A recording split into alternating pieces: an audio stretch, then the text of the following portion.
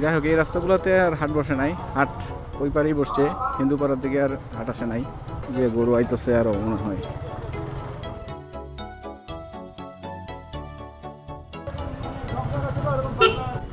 Forage হাসপাতালের এই পাশটায় আসে না, সব ওই মেরাদিয়ার আশপাশেই গরুর হাট বসে দেখতেছি। এই পাশগুলোতে যেমন গরু আসে না। মেইন রোডের উপরে তো হাট মনে হয় না বসবো, কারণ এই খাল তো একদম ভরে গেছে দেখি পানির চোটে। এই খালে পানি একেবারে নিচু হয়ে গেছিল, এখন একদম দেখি ভরা। হ্যাঁ রে চাচা রে, রাস্তার মাঝখানে দাঁড়ায় হাত দিয়ে বাস থামাইতেছে। আইডিয়াল স্কুল বনশ্রীর মেইন রোডের কাজটা এখনো কমপ্লিট করে নাই, টুক করে কাজ চালাইতেছে। টিভি ভবন বাম পাশে, এই হলো টিভি ভবনের একটা গেট, ওইদিকে একটা গেট আছে। ওই হলো টিভি টাওয়ার, বাংলাদেশ টেলিভিশনের টাওয়ার। এই ইউলুকটা একদম স্টপেজে কিছু গাড়ি এলোমেলো, গরু নিয়ে যাইতেছে দেখি।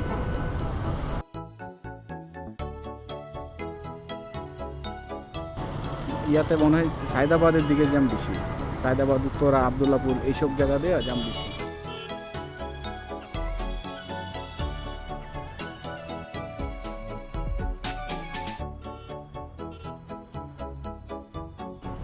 ব্র্যাক ইউনিভার্সিটি। আমি এই রোডে সচরাচর আসি না, কারণ এই রোডটা আমার কাছে বড় বিচ্ছিরি লাগে। সব ধরনের গাড়ি ঘোড়া চলে এই রোডে, আর গাড়িগুলোও সব মান্দাতার আমলের গাড়ি। এই রোডে চলে যত বাসগুলো আছে দেখবেন সব মান্দাতার আমলের। আর পারতপক্ষে অ্যাভয়েড করি এই রোডটা।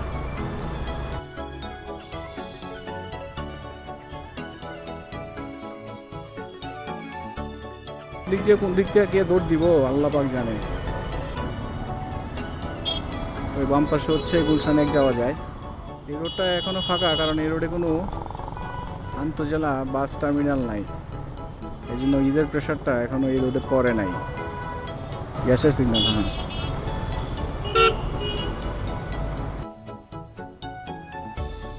আরে এই রোডটা যদি সবসময় এরকম থাকতো তাহলে তো কোনো কথাই আসছিল না। যদিও আমাকে ইউটার্ন করে আসতে হবে। সমস্যা হচ্ছে আমেরিকান এম্বাসির সামনে থেকে ইউটার্ন করে তারপর আসতে হবে আবার।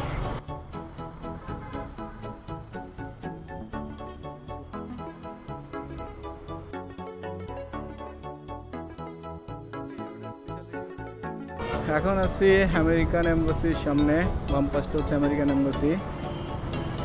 আমি এদিকে ইউটার্ন করে চলে যাব।